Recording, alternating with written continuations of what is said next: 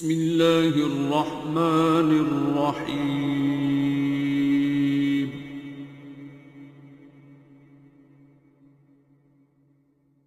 الرحمن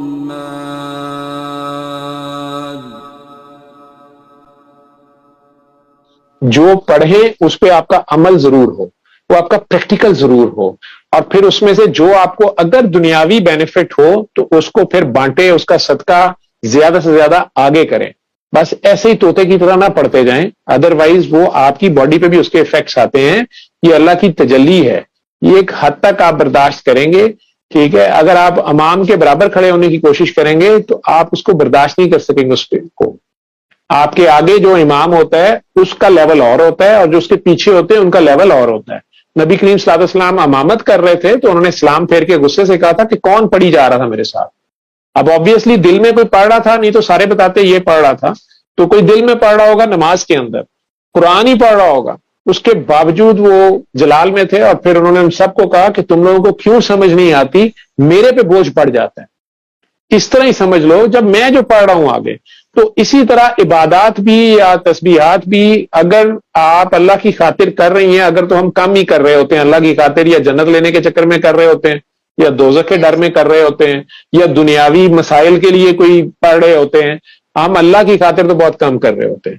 لیکن اللہ کی خاطر بھی کریں تو وہ نبی سے آگے نہیں جانا۔ کچھ چیزیں نبی نے اتنی نہیں کی جتنی ہم کری جا رہے ہیں، ہم نے انہیں کراس نہیں کرنا۔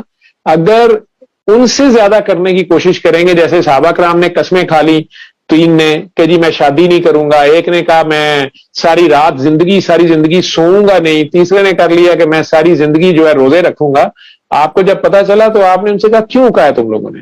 تینوں نے کہا جی وہ ہم سمجھے کہ آپ تو بخشے جائیں گے، آپ نبی ہیں، اور آپ تو صرف رات کو 2 نفل پڑھ کے سو جاتے ہیں، یا مہینے میں آپ کی بیویوں نے بتایا کہ آپ مہینے میں کبھی ایک بار پیر کا یا جمعرات کا کوئی روزہ رکھتے ہیں، اور بیویوں کے حقوق زوجیت بھی ادا کرتے ہیں، سب گھروں میں جاتے ہیں۔ تو ہمیں تو بڑا سٹرینج لگا، لیکن ہمیں لگا چونکہ آپ تو نبی ہیں، آپ تو ویسے ہی ایکسٹرا مارکس ہیں شاید آپ کے، تو ہم زیادہ عبادت کریں گے تو بخشے جائیں گے۔ اس پہ سرکار کا چہرہ لال تھا، اور پھر انہوں نے ایک سوال کیا یا ایک بات کہی، اس سینٹینس میں ہم سب مسلمانوں کو سوچنا ہے۔ تو انہوں نے جب صحابہ نے ان کے چہرے کی طرف دیکھا تو انہوں نے کہا تم لوگ میرے سے بھی آگے جاؤ گے؟ اگر امام آگے 2 رکعت پڑھ رہا ہے تو ہم پیچھے 4 نہیں پڑھ سکتے، ٹھیک ہے۔ بلکہ وہ کعبے سے اگر 2 گز پیچھے کھڑے ہو کے پڑھ رہے ہیں تو ہم نے کعبے کو جفا مار کے نماز نہیں پڑھنی، پھر ہم نے ان سے پیچھے کھڑا ہونا ہے۔ ہم ان کے ساتھ بھی کھڑے ہوں گے تو نماز نہیں ہوگی۔ اسی طرح ٹیچر اگر کوئی ہے اور وہ بتاتا ہے جو تو اس کو فالو کرتے ہیں۔ اور عبادت بھی جو ہے اس میں زیادتی جو ہے وہ پھر قلب کو سخت کرتی ہے۔